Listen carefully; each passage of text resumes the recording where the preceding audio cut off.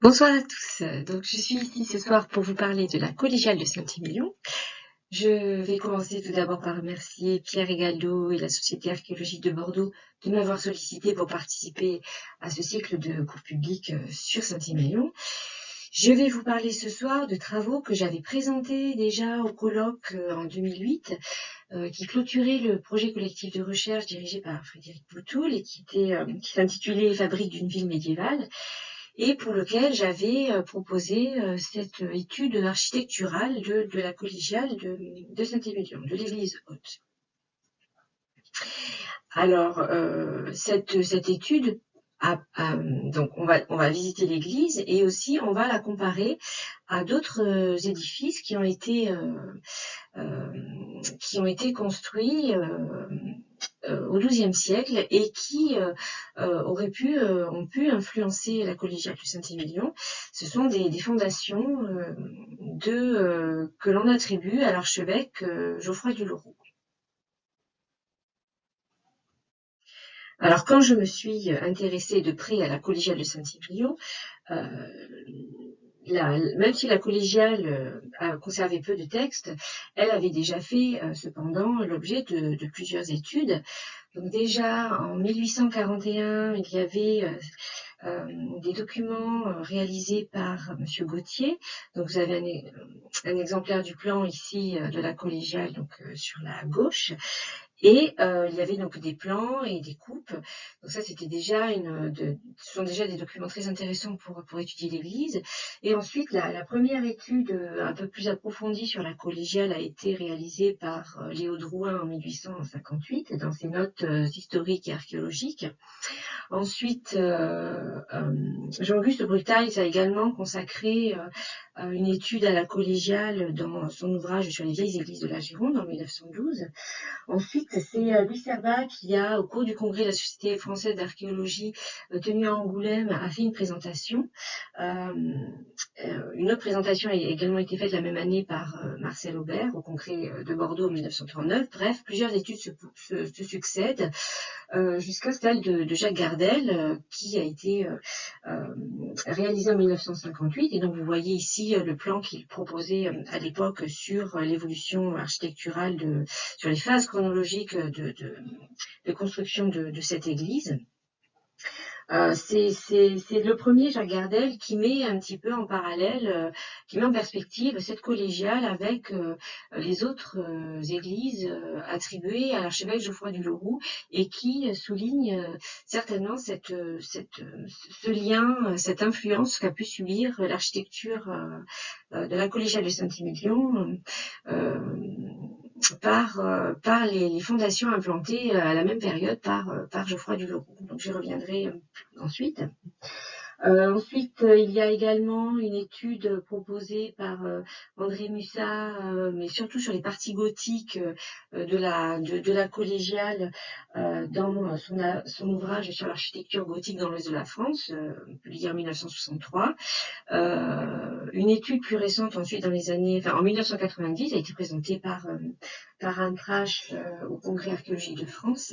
Et ensuite, donc moi je me suis un petit peu penchée sur cet édifice pour le colloque en 2008 et aussi également dans le cadre de mes travaux de thèse qui portaient sur les fondations de Geoffroy du Leroux au XIIe siècle et leur influence sur l'architecture romane, reliée sur l'architecture des abbayes romanes en Aquitaine au XIIe siècle. Alors, tout d'abord, un petit point sur l'historique de la fondation de la collégiale. Alors, je vous ai mis ici une vue de la nef prise depuis le porche occidental sur la gauche, et puis sur la droite, un plan du XIXe siècle pour vous situer la collégiale au sein de la ville sainte que vous présentez David Souni il y a 2 semaines. Et donc, pour les origines de la fondation, ce qui était intéressant lors du colloque de 2008, c'était de voir que c'était l'aboutissement de plusieurs recherches qui ont permis de reconsidérer les origines de Saint-Émilion et de remettre en question pas mal de données, d'idées reçues sur les origines de la fondation. En effet, l'étude qu'avait proposée alors Cécile Tréfort de l'épitaphe de Costolus, qui était considérée comme la première mention écrite datée de Saint-Émilion, par l'étude qu'on avait proposée de Chatoine-Tonnelier et qui avait lu l'année 1014 sur l'épitaphe, eh bien Cécile Tréfort a pu montrer qu'en fait l'étude du chanoine-Tonnelier était fausse et que l'on ne pouvait plus considérer cette épitaphe l'épitaphe de Costolus comme la première mention écrite datée de Saint-Émilion. En effet, le premier élément que l'on peut retenir pour une mention écrite datable d'un lieu de culte dédié à Saint-Émilion, c'est la charte de Joscelin de Parthenay, qui a été archevêque de Bordeaux de 1059 à 1086, charte qui est datée de 1079 et qui met en place une communauté de chanoines à Saint-Émilion pour lutter contre la mainmise des laïcs sur l'église alors en place où reposent les reliques de Saint-Émilion. Alors le texte, la charte, mentionne un certain Forton Roland qui vivait du bénéfice de cette église de façon séculière avec femmes et enfants. Donc il est obligé par l'archevêque d'abandonner femmes et enfants pour vivre à nouveau canoniquement et régulièrement et de rejoindre donc la communauté de frères qui vivaient déjà sur place et qui desservaient l'église conservant les reliques de Saint-Émilion. Donc on a une charte ici qui a une forte tonalité grégorienne en luttant contre les investitures laïques ou tout ce qui est ce qu'on appelle nicolaïsme. Et donc cette charte n'évoque pas de monastère antérieur. Alors quelques années plus tard, un nouveau conflit va éclater entre les chanoines de Saint-Émilion, alors en place, et les moines de Nanteuil, qui sont aidés par le vicomte Pierre de Castillon. Et les moines de Nanteuil vont s'emparer des biens de la communauté des chanoines à Saint-Émilion. Et les chanoines sont forcés de fuir. Ils emportent avec eux les reliques de Saint-Émilion. Ils se réfugient à Fronsac. Et informé de cette situation, l'archevêque de Bordeaux va frapper d'anathème le vicomte Pierre de Castillon et les moines de Nanteuil. Les chanoines peuvent à nouveau revenir à Saint-Émilion, mais finalement, la charte de 1079 ne va pas forcément aider un bon maintien de la communauté des chanoines à Saint-Émilion et la collégiale va à nouveau tomber sous la mainmise des laïcs. Et c'est ensuite vers 1110 que l'archevêque de Bordeaux, Arnaud Géraud de Cabanac, qui a été archevêque de Bordeaux de 1103 à 1130, renouvelle la tentative de ses prédécesseurs, et il rétablit la discipline dans la communauté de chanoines en instaurant cette fois la règle de Saint-Augustin. Et là, c'est la première fois que l'on a une mention de la règle de Saint-Augustin pour les chanoines de Saint-Émilion, donc vers 1110.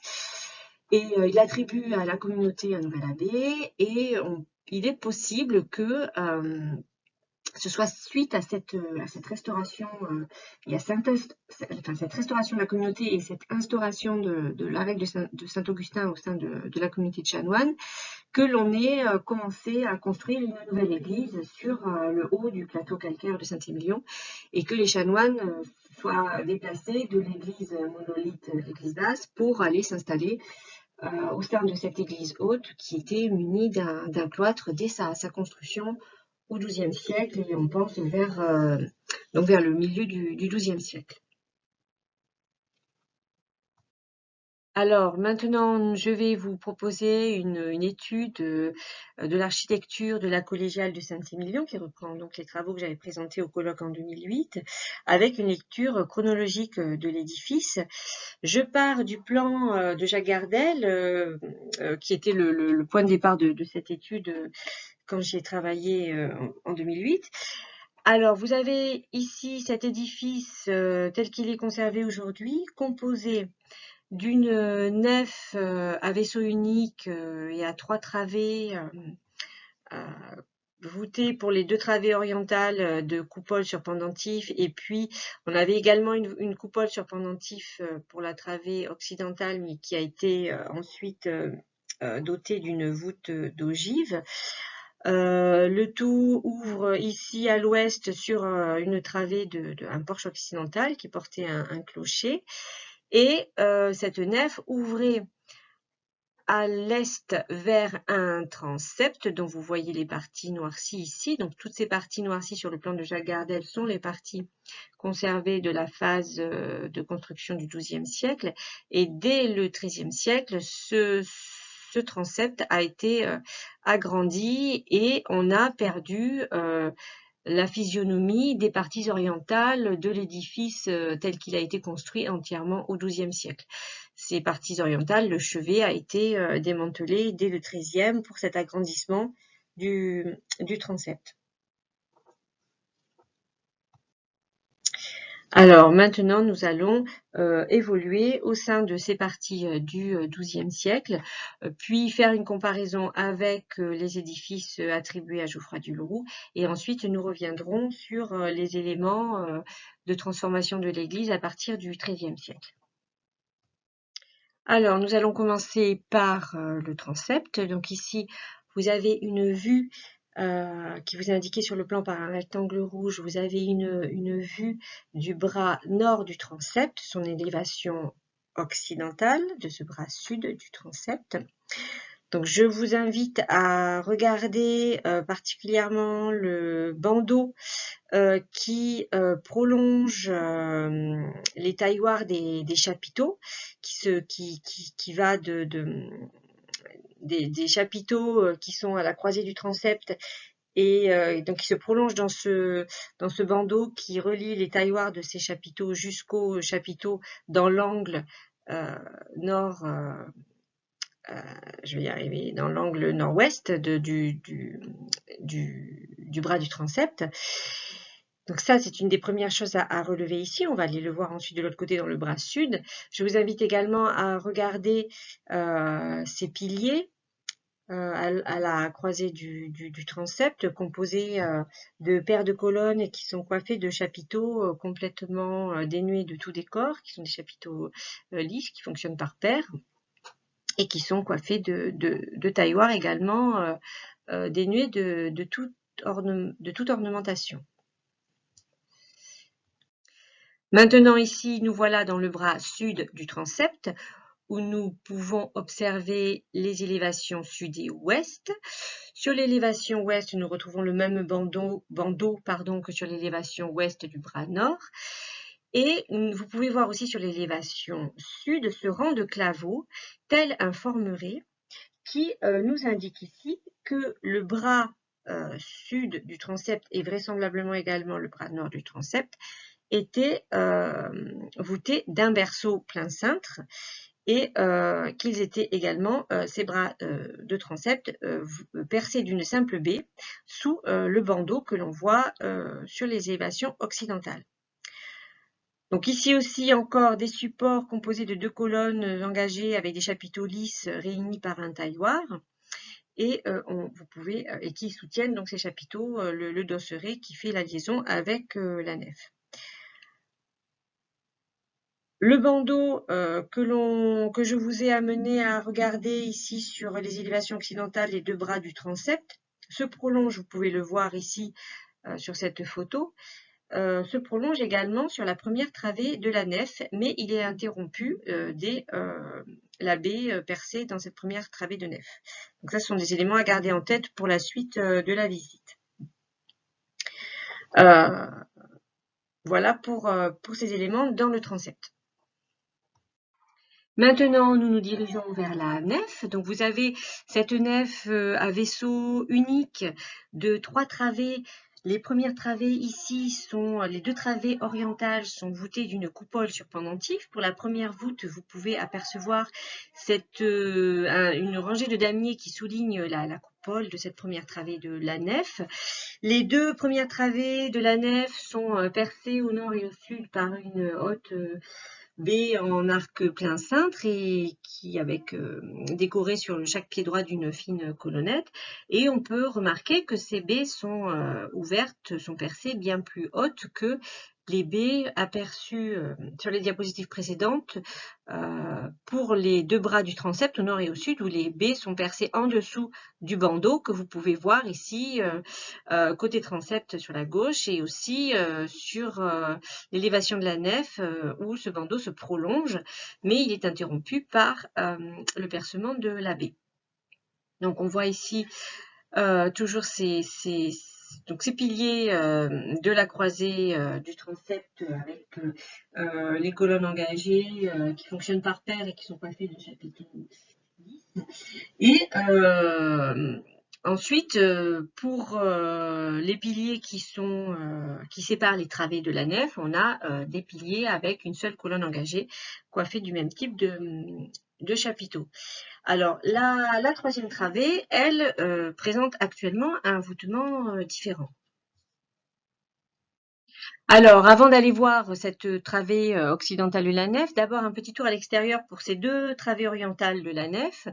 Donc, leur élévation extérieure ici, au sud, où l'on peut voir, donc en premier plan, on a la chapelle qui est un ajout postérieur, mais à l'arrière, on voit donc ces deux travées de la nef, percées d'une baie en arc plein cintre, dont l'imposte est décoré d'une rangée de pointes de diamant, alors qu'on avait des baies dénuées de tout décor intérieur et extérieur pour le transept. Ici, sur les premières travées de la nef, on a ce décor extérieur avec cet imposte avec des pointes de diamant.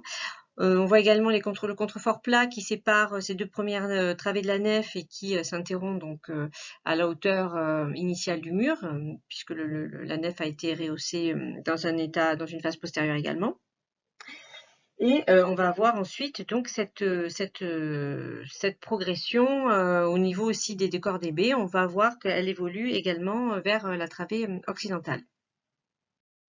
Nous voici à nouveau à l'intérieur, ici dans la travée occidentale, avec une vue du voûtement de la travée occidentale de la nef, un voûtement en voûte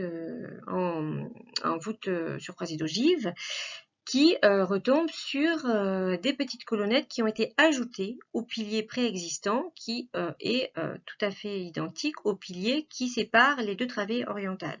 Donc il semble ici que l'on ait eu d'abord pour projet de faire une travée voûtée de coupole sur pendentif, comme les deux autres travées de la nef, et qu'il y ait eu ce changement de partie avec ce remaniement et cette mise en place d'une voûte d'ogive. Les deux baies ici présentent les mêmes colonnettes sur leur pied droit, mais elles sont avec un arc légèrement brisé et elles sont surmontées d'une baie au nord et au sud en demi-oculus. Donc on va aller voir maintenant ce que cela présente sur l'élévation extérieure de la nef au sud. Voici l'élévation extérieure de la travée occidentale. Nous sommes ici côté sud. On retrouve la baie avec un arc légèrement brisé, un imposte qui a un décor un petit peu différent par rapport aux rangées en pointe de diamant que l'on avait sur les deux baies précédentes, qui étaient en arc plein cintre. On a également ici cette baie en demi-oculus qui surmonte cette baie en arc brisé. Et également, vous avez le contrefort gothique qui vient englober le contrefort plat préexistant. Donc on peut voir pour ces trois travées de la nef qu'à la fois on a une évolution dans le voûtement d'est vers l'ouest sur coupole avec des couplages pendentifs, puis un changement de partie vers un voûtement croisé d'ogive. Et également à l'extérieur, le traitement des baies évolue de l'est vers l'ouest. Et ces éléments amènent à penser que on a certainement eu une évolution du chantier dans ce sens-là. On peut penser que comme ça peut être démontré sur d'autres églises, on commence le chantier par les parties orientales, puis on évolue vers le transept et vers la nef et vers les éléments occidentaux de l'édifice. Et ici, on a cette évolution qu'on arrive à lire depuis le transept vers les travées de la nef d'est en ouest. Mais effectivement, on a perdu le début de cette évolution d'est en ouest, puisque les parties orientales du deuxième siècle ont disparu. Alors maintenant, nous voilà à la terminaison occidentale de l'église de Saint-Émilion et on a, comme vous le décrivez David Souni il y a 15 jours, on a cette façade occidentale qui paraît vraiment inachevée et en tout cas aussi contrainte par la mise en place de l'enceinte. Donc on a ici une façade occidentale qui est animée par ces contreforts colonnes qui la divisent en 4 travées verticales, avec au centre ce portail en arc plein cintre avec des ébrasements en retrait successifs formant voussure et l'absence de tympan. Sur la travée au sud, on a cette baie aveugle avec 4 colonnes en délit et qui supportent deux voussures en arc plein cintre et on devait avoir vraisemblablement le même type d'animation prévu pour la travée verticale au nord. Donc les contreforts colonnes ne sont pas conservés jusqu'en haut de l'élévation. On a cette baie en arc plein cintre qui surmonte le portail occidental, mais on a effectivement cette impression d'éléments inachevés. Alors c'est vrai qu'on peut à l'intérieur comprendre un petit peu plus la structure aussi de cet espace. Quand on est à l'intérieur, c'est la photo que vous avez en bas à gauche, on a cette voûte d'ogive assez basse avec qui retombe sur des piliers et des colonnes assez massives. Bon, vous pouvez voir également l'escalier d'accès au clocher actuel. Et en fait, ce qu'il faut comprendre, c'est que cet espace d'entrée, qui était le lieu de transition entre l'extérieur de l'église, le lieu profane, et puis l'intérieur de l'église, la nef, qui était le lieu consacré, cet espace, ce sas d'entrée, ce sas de transition entre le profane et le sacré, était au début un espace complètement ouvert dans son élévation. On va le voir sur la travée, on va le comprendre sur la diapositive suivante. Alors, nous voici maintenant à nouveau à l'intérieur de l'église. On est rentré par l'ouest, on a traversé ce sas d'entrée et on est dans la travée occidentale. Et dans cette photo que vous avez au centre, on est dans la travée occidentale sous la croisée d'ogive et on regarde vers le porche. Donc vous avez l'encadré en rouge sur le plan de l'église qui vous montre où est-ce qu'on se situe et comment on regarde cette élévation. Donc là, on est dans l'angle nord-ouest de la travée occidentale de la nef. On voit le pilier qui a été modifié avec l'ajout de la petite colonnette pour recevoir la retombée des ogives. Et on a ce mur ici, occidental, qui ouvre sur cet espace occidental d'entrée dans l'église. Alors, vous voyez une tribune et la flèche jaune vous signale en haut ce que vous avez dans la photo de détail en haut à droite de la diapositive, où vous avez cette paire de colonnes engagées avec ces chapiteaux qui sont réunis par un seul et même tailloir, et le tailloir qui se prolonge par un bandeau sur ce mur qui clôture cet espace. Et ce que vous pouvez voir ensuite en bas de la photo, vous retrouvez une paire de colonnes avec des chapiteaux un petit peu plus massifs, un petit peu plus tassés, qui reçoivent la retombée de l'arc brisé qui soutient la tribune. Donc en fait, ce qu'il faut comprendre, c'est que cet espace, à l'origine, était complètement ouvert et que la tribune était un ajout postérieur et que les chapiteaux que vous avez au niveau du rez-de-chaussée n'était pas là à l'origine. En fait, la paire de colonnes montait d'une traite jusqu'en haut et était coiffée de ces chapiteaux que vous avez dans la photo de détail. Donc là, il faut imaginer ce grand espace, cette travée, si vous voulez, occidentale, complètement ouverte et qui avait la même hauteur que les 3 autres travées de la nef, mais qui était séparée par ce mur de cloison qui, si on le regarde de plus près, alors j'avais commencé à regarder d'un peu plus près, mais je pense qu'une étude complémentaire serait nécessaire ici, mais a priori, il est possible que cet espace occidental, en fait, soit antérieur à la nef. C'est-à-dire que c'est comme si on avait, comme dans d'autres chantiers que l'on a, bon, on avait par exemple, c'était le cas sur le chantier de Saint-Denis, mais enfin bon, c'est quand même un exemple bien éloigné sur le plan géographique, et puis on est dans un autre type d'édifice complètement, mais où on travaillait en priorité sur l'édifice, le chevet, les parties orientales qui abritait l'autel, le sanctuaire, mais également la partie occidentale qui était l'entrée dans l'édifice. Et la nef et le transept étaient les parties qui étaient faites ensuite. Donc moi j'avais vraiment l'impression quand j'avais fait cette étude que on avait peut-être un chantier qui avait effectivement commencé par les parties orientales, par le chevet, et qui s'est développé vers le transept, puis vers la nef avec ses travées d'abord qu'on a vu tout à l'heure voûtées sur coupole, puis se terminant par cette travée occidentale qui a été remaniée avec cette voûte d'ogive, mais avec également,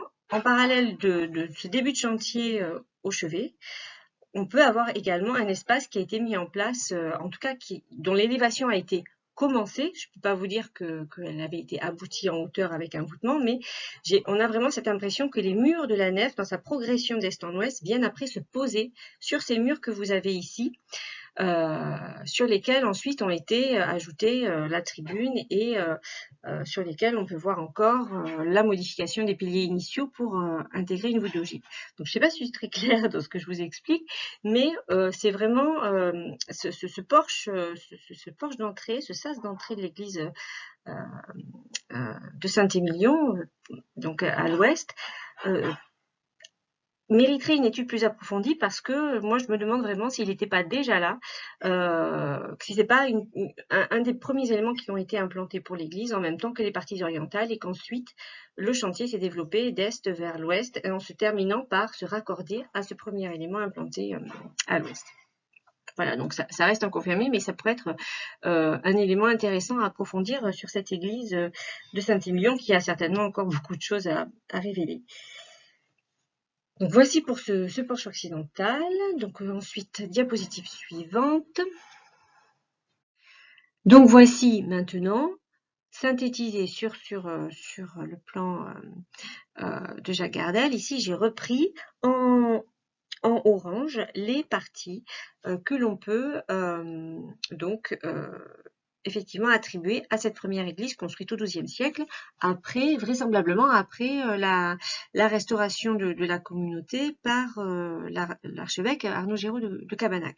Donc une église élevée vraisemblablement donc entre 1130 et le milieu du XIIe siècle. Donc on a une église ici composé de ce porche occidental, de cet espace occidental d'accès entre donc le lieu extérieur et la nef, une nef à vaisseau unique composée de 3 travées. Elle a une longueur à peu près de 30 mètres et elle ouvre sur un transept de même longueur en nord-sud, et qui était voûté, lui, donc pardon, la nef avait été voûtée d'une file de coupole sur pendentif, et elle ouvrait sur ce transept voûté d'un berceau plein cintre. Donc on ignore la physionomie du chevet qui était associé à cet ensemble et qui a été élevé au XIIe siècle. Donc maintenant, ce que l'on a pu voir également pour ce premier édifice élevé au XIIe siècle à Saint-Émilion, c'est qu'on avait un décor relativement austère, comme on a pu le voir tout à l'heure avec tous les chapiteaux qui coiffaient les paires de colonnes étaient quand même soit lisses, complètement lisses dans le transept et la nef, la croisée du transept, et un peu décorés certes dans l'espace occidental dans l'espace à l'ouest de la nef. On a un décor austère. Alors certes, on a quand même une mise en œuvre très soignée, mais que ce soit au niveau des chapiteaux, ou que ce soit au niveau des baies qui perçaient le transept à l'ouest et les baies qui perçaient les travées de la nef au nord et au sud, on a quand même un décor relativement simple, assez sobre. On a un choix ici de la sobriété pour cet édifice élevé au XIIe siècle. Alors on retrouve un décor austère dans d'autres églises augustiniennes, notamment en Dordogne, dans le Périgord, que ce soit à Chancelade, à Saint-Avit-Seigneur ou encore à Saint-Amand-de-Coly, qui sont donc des églises qui abritaient des communautés de chanoines réguliers de Saint-Augustin. Et c'est un décor austère qu'on va trouver dans d'autres ordres, dans d'autres observances, comme chez les cisterciens ou les chartreux et les templiers pour les siècles suivants également. Et en parallèle de cela, on a d'autres églises augustiniennes qui vont présenter des plans d'églises beaucoup plus complexes, avec un décor sculpté plus abondant et qui vraiment contraste avec cette église au décor austère. Donc parmi les autres églises augustiniennes avec un plan un petit peu plus complexe et un décor sculpté beaucoup plus abondant, on a notamment l'église de Saint-Pierre de Verteuil dans le Médoc, ou encore Saint-Pierre d'Hervaux dans le Haut-Poitou, ou encore les Sterps en Charente. Alors ce qui est intéressant ensuite, c'est de comparer ces éléments conservés pour la construction du XIIe siècle à Saint-Émilion avec d'autres églises qui ont été construites à peu près pendant la même période et qui sont attribuées à un archevêque de Bordeaux. Donc, les fondations dont je vais vous parler maintenant sont des fondations qui sont rattachées à Geoffroy du Leroux, qui a été archevêque de Bordeaux de 1136 à 1158. Alors, les fondations qui lui sont rattachées sont au nombre de 4. Saint-Pierre de Lille, qui se situe dans le Médoc, qui a été fondé aux alentours de 1130. Et ensuite, Notre-Dame de Sablonceau, qui a été fondée en même temps que Fontaine-le-Comte. Donc Sablonceau, elle se situe en Charente-Maritime, donc en Saintonge, et Fontaine-le-Comte est juste au sud de Poitiers. Et elles sont toutes deux issues d'un même acte de fondation qui est daté entre 1126 et 1136. Donc toutes ces communautés ont été confiées à des chanoines réguliers de Saint-Augustin. La quatrième, Sainte-Marie de Plaine-Selve, qui était rattachée également au diocèse de Bordeaux et qui est actuellement à l'extrême limite nord du département de la Gironde, voilà, son attribution à Geoffroy du Leroux est un peu plus hypothétique, mais on lui attribue également cette abbaye qui sera confiée ensuite à l'ordre de Prémontré. Alors, ce qui est intéressant de voir pour ces édifices, c'est que, comme je vous le disais dans mon introduction, Jacques Gardel avait déjà un petit peu émis cette hypothèse comme quoi ces édifices rattachés à Geoffroy du Leroux se ressemblaient énormément, que leur plan et leur élévation, le parti architectural de ces édifices était vraiment très proche. Donc il était surtout question de Saint-Pierre de Lille, Sablonceau et Fontaine-le-Comte. Plaine-Selve reste toujours un petit peu à part dans ce corpus, dans ce petit corpus. Et effectivement, on se rend compte ensuite que ces églises ont surtout été, moi quand je me suis un petit peu penchée sur le sujet donc pour ma thèse, pour un petit peu tester cette hypothèse qu'avait émis Jacques Gardel, finalement chaque abbaye était un petit peu étudiée au sein d'études régionales. Donc Sablonceau était étudié avec les édifices de la Saintonge, Fontaine-le-Comte avec les édifices du Poitou, et puis Saint-Pierre de Lille, quand elle a été étudiée, c'était plutôt avec tout ce qui se rattachait au département de la Gironde ou au Médoc. Et finalement, elle n'était vue que par un biais régional, territorial si vous voulez, et non pas par le biais du fondateur commun, qui est Geoffroy du Leroux. Alors, les travaux de la thèse ont consisté à reprendre chaque étude, donc à la fois évidemment une étude historique, voir un petit peu dans les textes ce qui avait été déjà fait et voir ce qui pouvait être complété, mais également sur le terrain, c'était une profonde étude architecturale, une étude que l'on dit aujourd'hui d'archéologie du bâti, pour voir un petit peu sur chacun de ces édifices ce que l'on pouvait comprendre, un peu comme je viens de vous le présenter pour Saint-Émilion, ce que l'on pouvait identifiées comme étant les parties de l'édifice construit au XIIe siècle et encore en place aujourd'hui pour les étudier et comparer chaque édifice en fonction de ses parties conservées pour le XIIe siècle. Parce qu'effectivement, que ce soit Saint-Pierre-de-Lille ou Sablonceau ou Fontaine-le-Comte, ce sont des édifices qui ont été remaniés ensuite dès le XIIIe siècle. Par exemple, à Sablonceau, toutes les parties orientales ont été reprises au XIIIe siècle, comme à Saint-Émilion, on le verra ensuite. Saint-Pierre-de-Lille également, le chevet qui était d'abord hémicirculaire a été transformé et a été remplacé par un chevet à fond plat. Et à Fontaine-le-Comte également, il y a eu des remaniements dans tout ce qui est voûtement au niveau de la croisée du transept et de la nef. Donc, tous ces édifices ont été modifiés. Donc, pour pouvoir les comparer et tester vraiment l'hypothèse de Ger-Gardel, il fallait vraiment faire la différence entre ce que l'on avait conservé du XIIe siècle et ce qui avait été remanié ensuite. Et ce qui est apparu, alors je vous le fais assez rapidement, mais ce qui est apparu en tout cas pour ces trois, en tout cas Sablonceau, Fontaine-le-Comte et Saint-Pierre-de-Lille,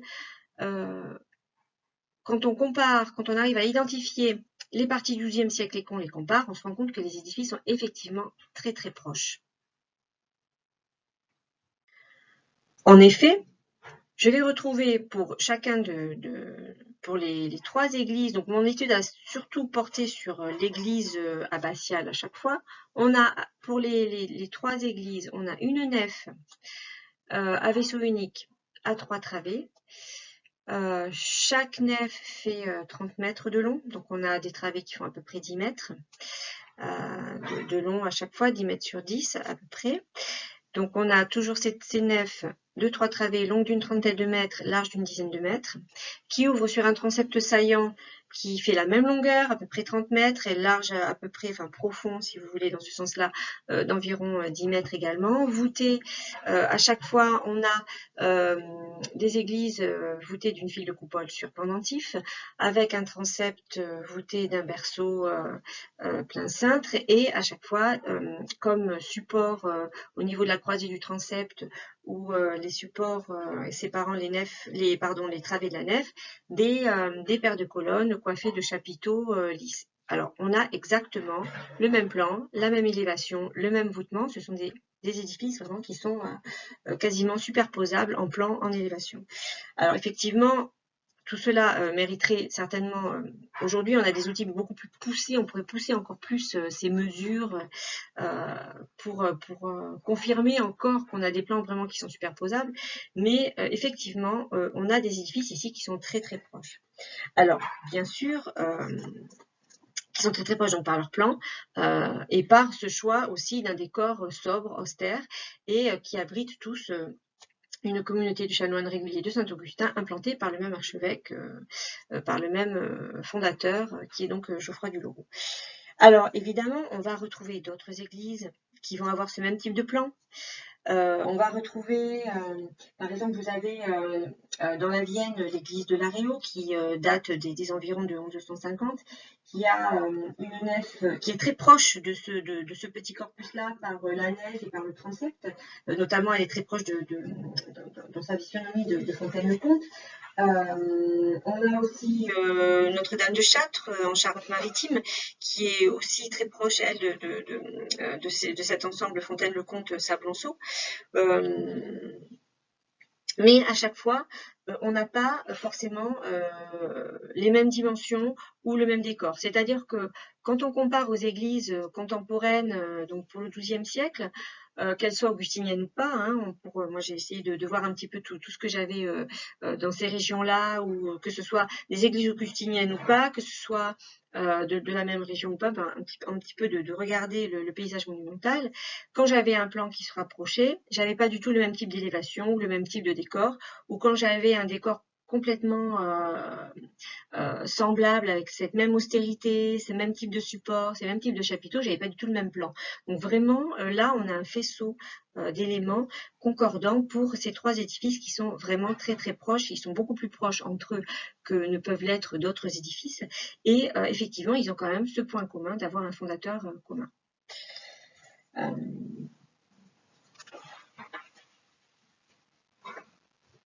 Donc ici, je vous ai mis cette diapositive avec les plans. Vous avez le plan de Fontaine-le-Comte, le plan de Sablonceau, le plan de Saint-Émilion. Donc évidemment, ce sont les plans des églises telles qu'elles sont conservées aujourd'hui. Donc pour Fontaine-le-Comte, sur la gauche, c'est vraiment l'église qui a gardé le plus son plan d'origine. Donc avec cette travée, cette nef à vaisseau unique à 3 travées, qui était a priori auparavant voûté de coupoles, mais le voûtement a été repris ensuite, qui ouvre sur un transept de même dimension, avec une absidiole sur chaque bras de transept et un chevet hémicirculaire pour terminer donc cette église dans ses parties orientales. Donc à Sablonceau, on retrouve le même type de nef. Alors ici, l'avant-nef que vous voyez, cet espace d'avant-nef occidental, reste hypothétique. Justement, Sablonceau est une église qui reste à étudier un petit peu davantage pour justement comprendre un petit peu la terminaison occidentale de la nef. Il y a eu plusieurs études dessus, plusieurs hypothèses. Il y en a qui voient 3 travées, il y en a qui voient 4 travées. En fait, on n'a pas fait véritablement une vraie étude archéologique sur le site pour savoir quelles sont les terminaisons occidentales de la nef de Sablonceau. Et justement, c'est un projet que j'essaye de lancer, d'essayer de faire un projet de recherche sur cette église, justement pour avancer un petit peu plus sur les connaissances de l'église et également sur tout le domaine abbatial qui a encore pas mal de zones qui restent à étudier.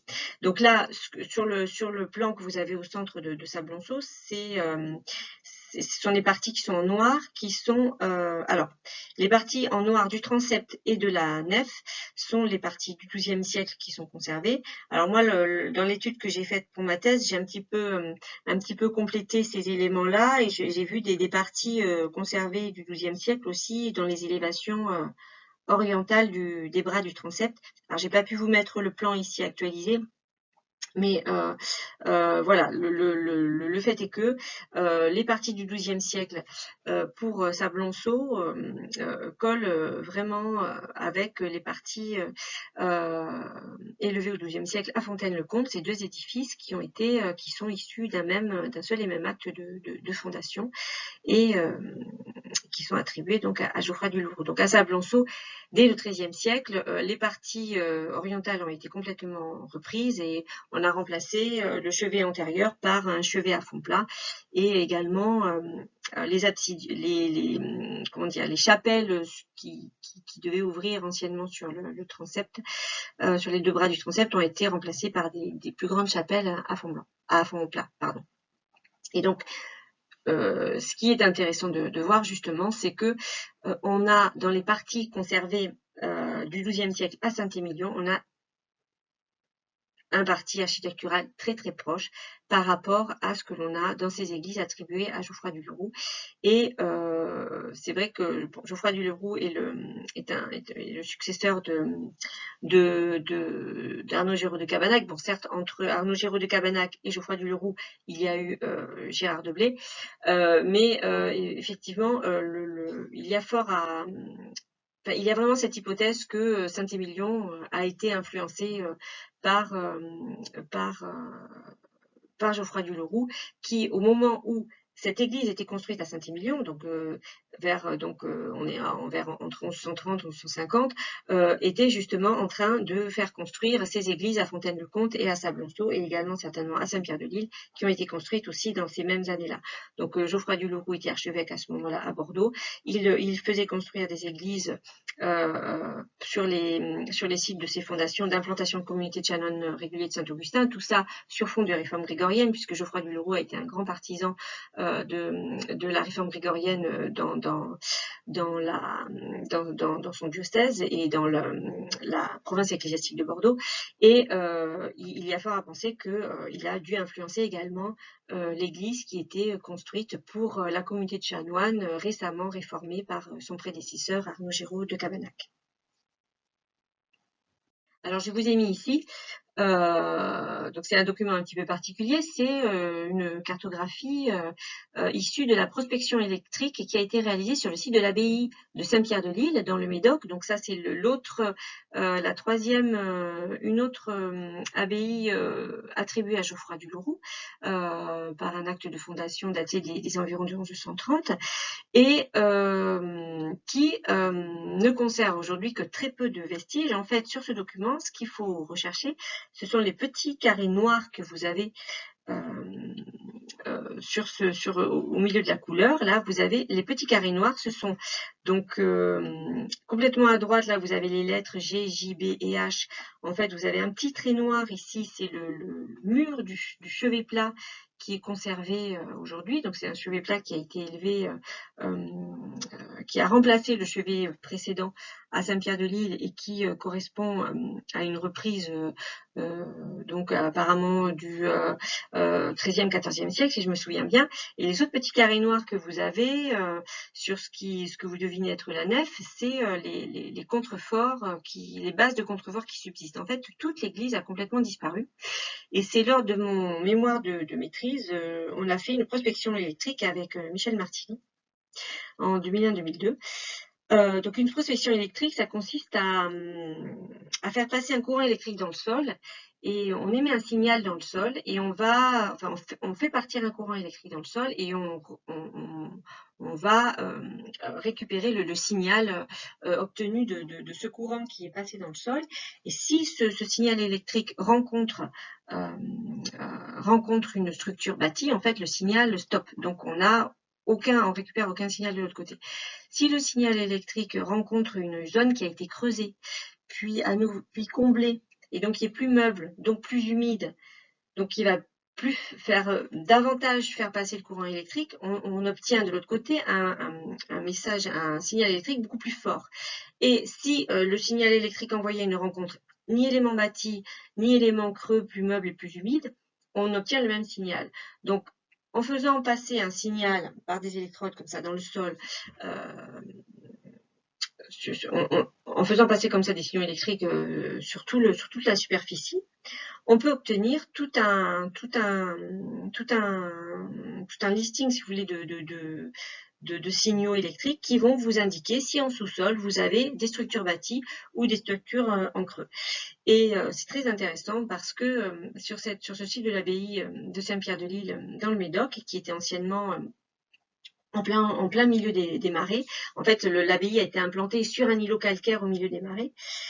Et en fait, là, la prospection électrique a vraiment donné de très bons résultats parce que, comme vous pouvez le voir à l'écran, on devine tout à fait le plan de l'église disparue qui a été donc arasé, démoli, certainement récupéré, qui a dû servir de carrière de pierre, mais on devine le plan de cette église avec une nef à vaisseau unique qui fait environ 30 mètres de long sur 10 mètres de large, qui ouvre sur un transept. Alors, avec certainement une petite partie, une petite avant-nef, et qui ouvre sur un transept aux mêmes dimensions, où les deux bras du transept ouvrent sur une absidiole orientée, et avec un chevet hémicirculaire pour clore donc cet ensemble des parties orientales. Donc là, la prospection électrique avait été vraiment effectivement très très fructueuse et permettait de pouvoir comparer cette église construite courant du XIIe siècle avec les autres fondations de Geoffroy du Leroux, et on se rend compte qu'on a exactement le même plan qu'à Fontaine-le-Comte.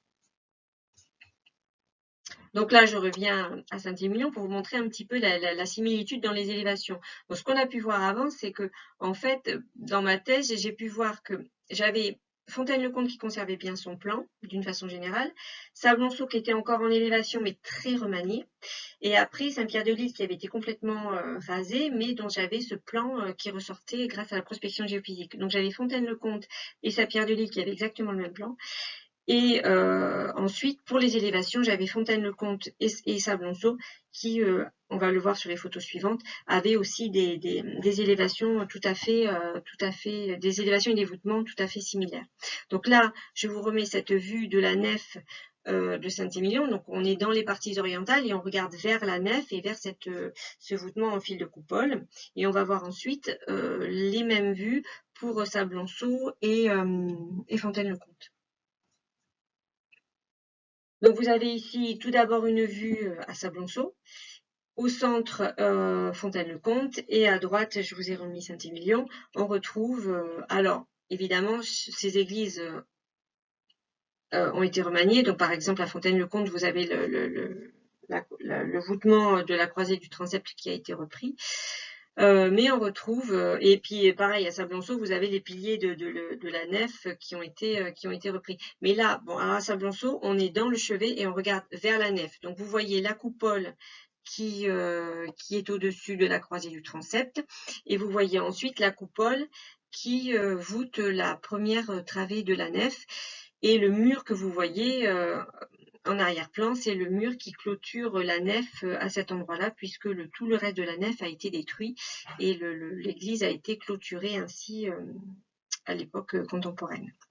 Donc on a ici des édifices qui ont exactement le même plan, des élévations tout à fait semblables et avec ces mêmes piliers, ces mêmes chapiteaux, et c'est très très proche. Alors on a quand même cette petite différence à Saint-Émilion avec non pas des colonnes doubles pour les supports qui séparent les travées de la nef, mais des colonnes simples.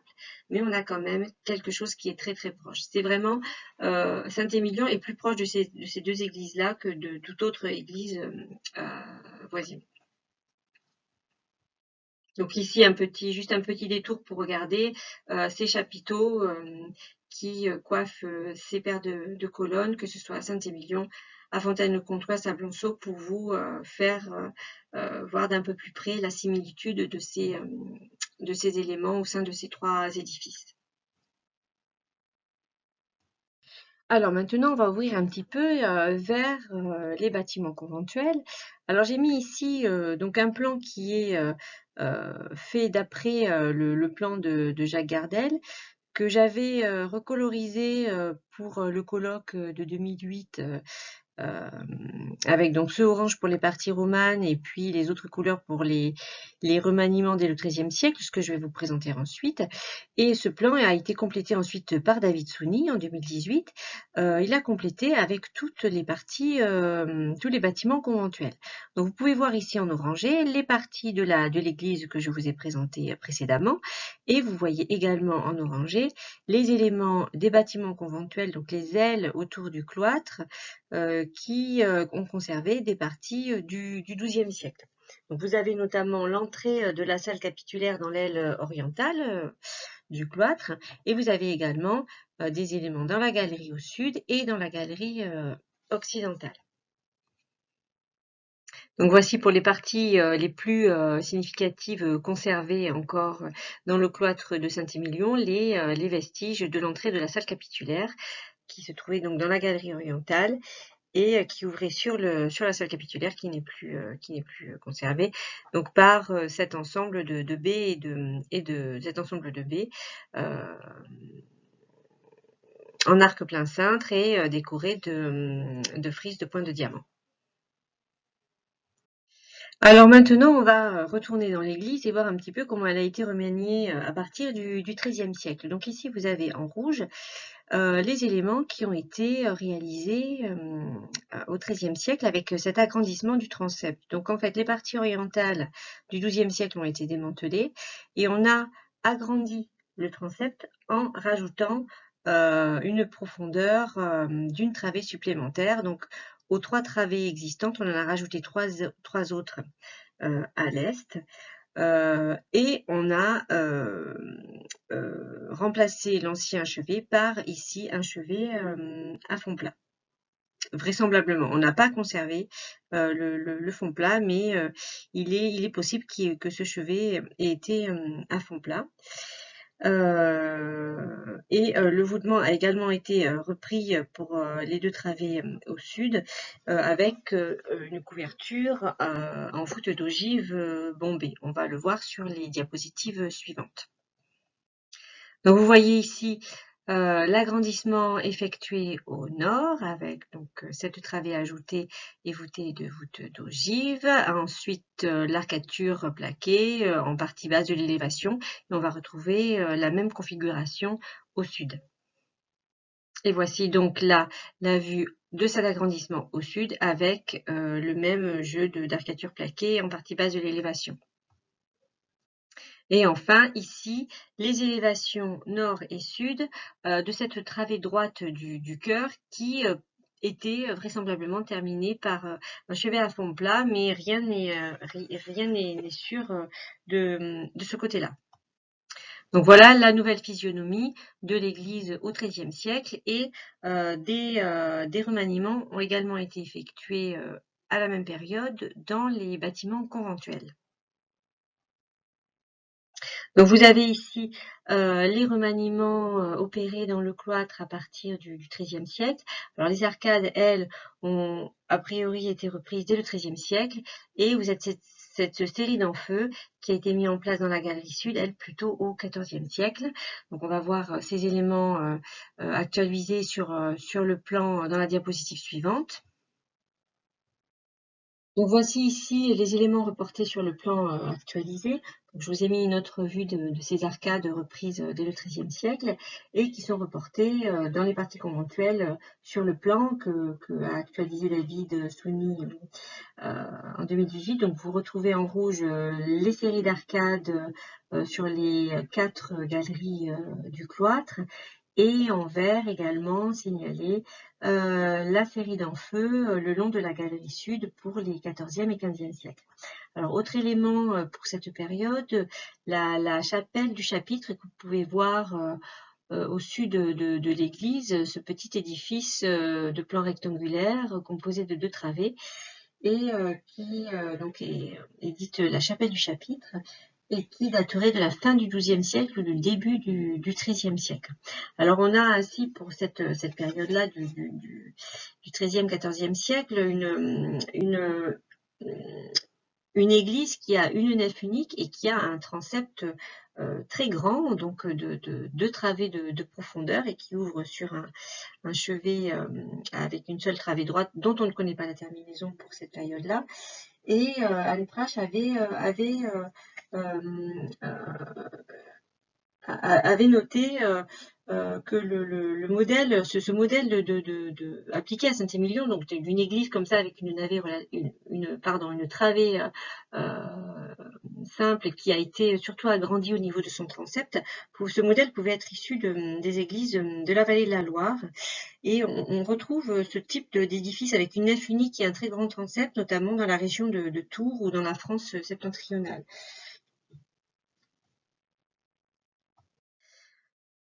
Donc en effet, à partir du XIVe siècle, d'autres remaniements vont avoir lieu et c'est ici suite à la sécularisation de l'abbaye, car en effet en 1306, le pape Clément V va séculariser l'abbaye de Saint-Émilion et place à la tête de l'abbaye nouvellement sécularisée son neveu Gaillard de la Motte. Et c'est suite à cette sécularisation que le portail nord a été réalisé. Donc ce portail nord qui vient se placer dans l'angle nord-ouest de ce vaste sanctuaire et qui va être richement orné, richement décoré. On a un portail ici monumental pour ce nouvel accès à l'édifice et qui effectivement est placé ici à un endroit tout à fait stratégique puisque le sud de l'église est occupé par les bâtiments conventuels et que à l'ouest, on a, comme on a pu le voir tout à l'heure, on a l'enceinte qui est en cours de construction et qui visiblement est une contrainte pour la terminaison occidentale de la nef. Et donc, on a une zone ici qui paraît peu propice à l'accès à l'édifice et c'est de façon tout à fait logique et pragmatique que ce portail nord est installé dans l'angle nord-ouest du sanctuaire récemment agrandi. Et c'est ensuite des modifications qui vont être opérées toujours à la même période, encore à l'est du transept déjà agrandi, ils vont rajouter encore 3 autres travées supplémentaires. Donc là, on a une nef unique de 3 travées qui va ouvrir sur un vaste sanctuaire composé de 9 travées. Et on a un plan un petit peu particulier pour cet édifice pour les 14e et 15e siècles. Donc on a un petit peu là une configuration avec, en termes d'organisation interne de l'espace, une sorte de transept profond de 2 travées qui va ouvrir sur ce chevet peut-être à fond plat, qui est encadré par 2 autres vastes chapelles de même profondeur, ou en tout cas proches en plan, en tout cas, elles aussi à fond plat. Et bon, en Aquitaine, ce type de configuration de chevet plat avec 2 chapelles de plan carré ou de plan rectangulaire qui ouvrent sur le transept, on le retrouve beaucoup dans l'Est poitevin, dans le pays charentais ou limousin. C'est plus rare en Bordelais. On a bon, notamment un peu une configuration similaire mais avec des dimensions beaucoup plus petites à l'abbaye de Plaine-Selve. Et ça peut émaner de plusieurs églises cisterciennes voisines. Alors là, je vous ai mis une vue donc de ce portail nord réalisé suite à la sécularisation de l'abbaye au XIVe siècle. Alors je ne vais pas détailler tout le décor, mais d'après Jacques Gardel, cet ensemble dérive directement du portail royal de la cathédrale de Saint-André de Bordeaux, qui a été élevé vers 1250. Et on a beaucoup de ressemblances aussi avec le portail de l'église souterraine de Saint-Émilion.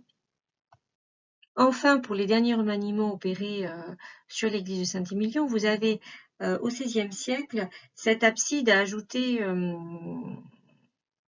à l'extrémité orientale de l'église, une abside à 3 pans qui est dotée donc d'une première travée droite sous voûtée d'ogive, et l'abside, elle, est voûtée d'ogives à liane et tierceron, et on a vraiment, là on est dans un style tout à fait flamboyant, notamment pour les baies qui ouvrent sur cette abside ajoutée au XVIe siècle. Des voûtements vont également être repris au sein du sanctuaire, et une chapelle va être rajoutée au nord de la nef avec un plan rectangulaire, 2 travées qui vont être voûtées d'ogives à liane et tierceron.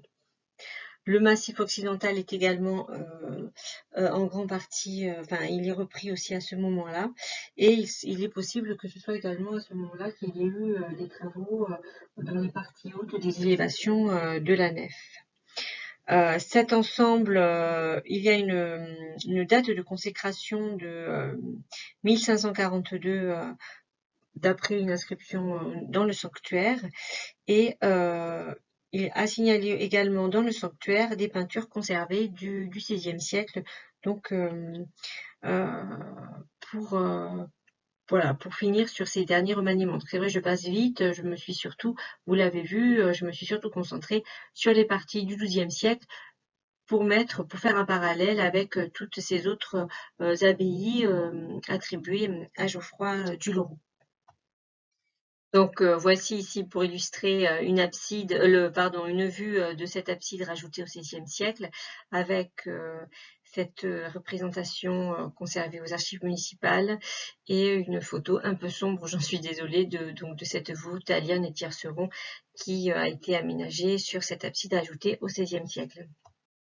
Donc voilà pour cette lecture de l'architecture, bon, un peu rapide, j'en conviens, pour les parties postérieures au XIIe siècle, mais de toute cette évolution de l'église collégiale de Saint-Émilion. Je vous ai mis ici une coupe réalisée par Gautier en 1841, donc on a toute cette évolution de l'ouest en est, et vous pouvez reconnaître donc l'avant-nef occidental, les 3 travées de la nef, et puis ce sanctuaire agrandi au XIIIe, au XIVe, au XIIIe siècle, et puis ensuite au XIVe et au XVIe siècle. Donc vous avez toute cette évolution de l'édifice pour cette église collégiale de Saint-Émilion qui donc a été dotée, elle, d'un cloître qui a été construite pour accueillir la communauté de chanoines nouvellement réformée vers 1110 par Arnaud Giraud de Cabanac, et dont l'architecture au XIIe siècle semble avoir été profondément influencée par les constructions attribuées à cet archevêque du Bordeaux, Geoffroy du Leroux. Alors après, c'est vrai que pour le colloque de 2008, je n'avais pas eu le temps malheureusement de me consacrer un petit peu plus également au clocher isolé. Et c'est vrai que c'était un petit peu le clocher isolé, l'élément oublié pour les travaux présentés au cours de ce colloque. Et j'ai essayé un petit peu après de m'y consacrer. Donc j'ai essayé de commencer une étude sur ce clocher. Alors c'est un petit peu en stand-by actuellement, mais ce serait très intéressant, je pense, de continuer une étude sur ce clocher isolé, car les parties basses ont été construites donc fin 11e, pardon, ou début du 12e siècle. On a quand même ces éléments à confirmer, et on a ici un ensemble qui, même si ce clocher est isolé, il a quand même été fait au-dessus de l'église monolithe, et il devait certainement fonctionner avec l'église haute, nouvellement construite, en tout cas dans tout ce qui était organisation liturgique ou cérémoniale, où il y a certainement quelque chose à creuser autour de ce clocher isolé. Alors là, je vous ai remis cet ancien plan pour justement situer un petit peu dans l'espace. Enfin, j'imagine que vous connaissez tout ça par cœur, mais voilà, la collégiale qui apparaît en bleu et le clocher isolé qui apparaît donc au sud de la collégiale, et qui, dans ses parties basses, conserve des éléments très intéressants qui restent à étudier. Donc voilà, pour finir très rapidement, j'ai mis quelques éléments comme ça un petit peu de l'année pour entamer une étude que j'ai pas pu malheureusement achever. Donc vous avez ces différents documents déjà qui sont accessibles. On voit notamment comment le clocher a été inséré au-dessus de l'église monolithe.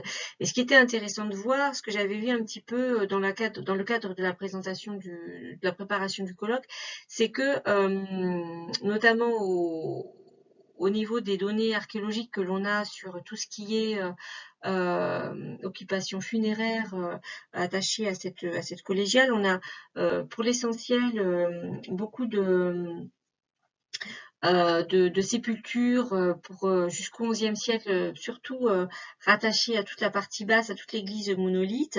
Ensuite, on a un cimetière, alors j'ai plus les détails, hein, désolé des différentes fouilles, mais on a un cimetière qui se développe à la base du clocher isolé, plutôt à partir du XIIe siècle, et on a ensuite ce cimetière donc qui est occupé jusqu'au XVe siècle. Ça stoppe complètement, et c'est effectivement au XVe siècle que ce clocher isolé est profondément remanié. Donc je pense qu'il y a vraiment quelque chose à creuser autour de ça, parce que il y a certainement toute une organisation à comprendre entre tout ce qui est l'organisation funéraire et l'organisation de ces édifices en termes de gestion des sépultures, et de gestion également des circulations au sein de ces différents pôles qui sont rattachés à la communauté de chanoines, que ce soit l'église basse, l'église haute ou le clocher isolé. Et en effet, j'en avais parlé avec Ézéchiel Jean Couret, qui me disait qu'il y avait beaucoup de textes à partir du XVe siècle, où on avait notamment des processions liturgiques qui se déplaçaient depuis l'église haute et qui passaient par le clocher isolé. Alors ici des petits éléments, donc ça des parties basses du clocher isolé, où on a vraiment des éléments qui mériteraient d'être un petit peu approfondis. J'avais commencé cette étude en 2014, mais malheureusement j'ai pas pu encore l'achever à ce jour. Mais il y a vraiment toute une étude à reprendre pour ces parties basses qui semblent avoir été au début vraisemblablement des parties. On a pu avoir un porche ouvert ici avant d'avoir eu un clocher clocher vraiment très haut en élévation. Donc il y a vraiment toute une étude à faire encore sur ce clocher isolé qui viendra certainement compléter un petit peu ce que l'on sait de l'architecture des constructions qui ont été réalisées à Saint-Émilion pour cette communauté de chanoines à partir du XIIe siècle avec cette église collégiale, mais il y a encore toute cette partie autour du clocher isolé qui reste, je pense, à approfondir. Donc voilà, je conclus ici cette conférence sur l'église de Saint-Émilion. Donc c'est vrai que je me suis pas mal attardée, je l'avoue, sur les parties du XIIe siècle par rapport à mes travaux de thèse sur les abbayes de Geoffroy du Leroux, mais c'est vrai que c'était un petit peu ce que m'avait demandé Pierre, là, de reprendre un peu ce que j'avais présenté en 2008 au colloque. Bon, il y a effectivement toutes ces questions qui tournent aussi autour du clocher isolé qui serait vraiment quelque chose à développer encore aujourd'hui. Effectivement, sur tous les agrandissements gothiques à partir du XIIIe siècle, je me suis pas trop attardée dessus parce que c'est vrai que mes travaux n'ont pas vraiment porté sur ces éléments-là. Écoutez, j'espère que cette présentation vous a bien occupé pour cette soirée et voilà, donc toute cette partie-là a été enregistrée et je suis maintenant disponible pour vous répondre en direct si vous avez des questions. Je vous remercie pour votre attention.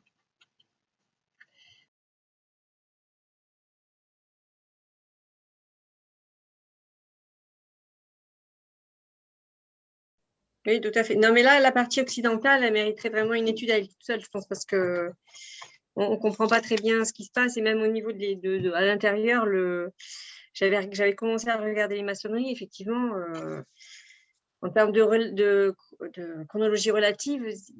Enfin voilà, il y a des choses à creuser. Vraiment, cette partie occidentale de l'Église, elle mériterait qu'on s'y attarde un peu plus. Oui, parce que vu que les textes, effectivement, voilà, il y a le rempart qui se construit.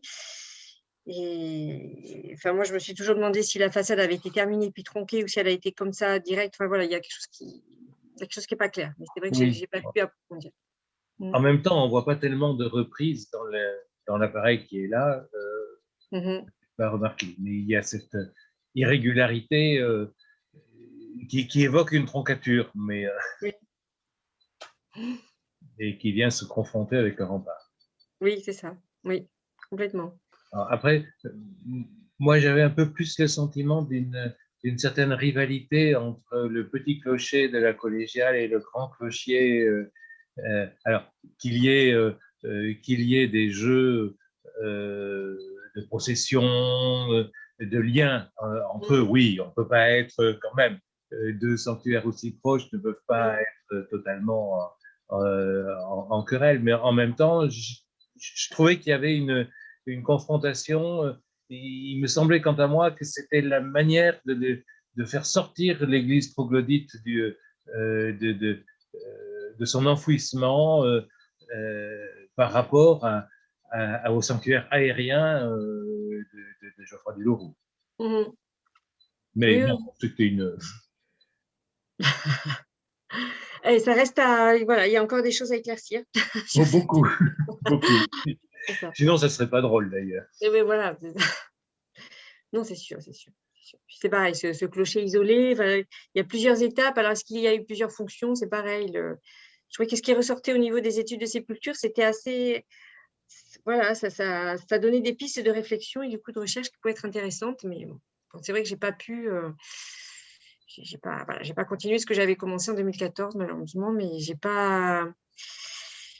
Oui, je crois qu'il y a vraiment une compréhension, il y a vraiment une réflexion à faire sur l'ensemble, effectivement. Et quels étaient les liens, les échanges, comment tout cet ensemble fonctionnait. Après, je sais que dans les textes, Ézéchiel m'avait parlé à partir du XVe siècle, mais avant, je ne sais pas quels sont les éléments. Il faudrait remettre tout ça, effectivement, à plat, quoi.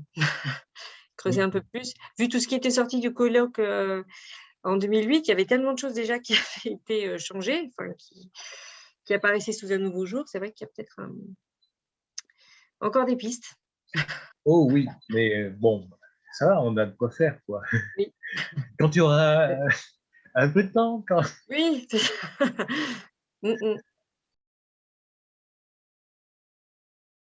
Je suis même pas sûre d'y être allée ou alors, ouais, il faut y aller peut-être avec David Souni, je sais pas. Mais je crois que c'est Je ne sais pas. compliqué, oui, d'y accéder. Je suis pas sûre que ce soit. Elle n'est pas ouverte aux visites, il me semble. Hein, donc, Moi, je n'y ai jamais accédé, en tout cas. ouais, moi, je Denis, suis pas peut-être? sûre non plus. Si, moi je la connais, oui. Mhm. C'est une jolie chapelle. Il faut passer par le restaurant, bien évidemment. Mais non, c'est un joli lieu qui a un potentiel d'ailleurs qui pourrait être ouvert davantage à la visite. C'est dommage parce que ça fait partie d'un ensemble et c'est un peu isolé et complètement séparé du reste. Mhm. Alors que ça fait vraiment partie de cet ensemble collégial, chapelle canoniale. Il me semble que le clocher, il a jamais vraiment. Enfin, il était terminé plus en. Il a jamais vraiment été terminé, je crois. Alors de mémoire, parce qu'encore une fois, c'est vrai que sur le clocher, je m'étais pas trop attardée dans les parties hautes, mais il me semblait que s'il y a été, il me semblait que c'était sur une structure en bois, il me semble. Pierre, je sais plus si toi tu. J'avoue que sur le clocher, sur la partie haute du clocher, moi, j'avais pas abouti ces données-là. Et on le voit d'ailleurs sur une des gravures qu'avait montré David Souni, on le voit en arrière-plan et il est pas terminé. Mais enfin, il est assez ouvert, il me semble. Alors, j'avoue, j'ai pas la réponse pour ça. Mais je me souviens qu'au colloque, on s'était posé la question de savoir s'il avait été terminé en pierre, vraiment de façon intégrale. Je ne suis pas sûre. Ah, ça, voilà, peut-être encore quelque chose à creuser. De la même façon que le clocher isolé, lui, manque vraiment d'une étude complète. Ça pourrait être sur les deux clochers, justement pour savoir s'il y a eu ces deux fonctions, ces deux points de clocher. Voilà, il y a vraiment quelque chose à faire, moi, je pense. À la fois sur cette partie occidentale, puisque voilà, même moi, j'ai pas tous les éléments. Bon, je m'étais surtout concentrée sur la nef, le transept, sur les parties 12e que je pouvais comparer avec le reste du corpus. Mais entre cette partie occidentale-là, le rempart, la question du clocher, et puis l'autre clocher qui n'a peut-être pas toujours eu cette fonction de clocher non plus, celui qui a été élevé sur l'église monolithe, là, il y a tout un... Il y a tout un ensemble de questions qui mériteraient d'être posées et comme vous le disiez, qui mériteraient d'être travaillées. Et après, il y a aussi, c'est vrai, cette chapelle, elle a bien dû servir aussi en termes de liturgie, de fonction, comment cet ensemble-là fonctionnait. On n'a pas tout. Voilà, il y a vraiment pas mal de choses encore à étudier sur cet ensemble. Juliette, merci beaucoup. J'espère que Merci à vous. bien passé, que tu n'es pas trop fatiguée ce soir. Non, ça va. Merci. À bientôt. Enfin, moi, je repasserai te voir à Saint-André, à la place Liberland ces jours. Ah ben, avec plaisir. Bonsoir à tout le monde. Rentrez-vous bien. Merci, bonsoir.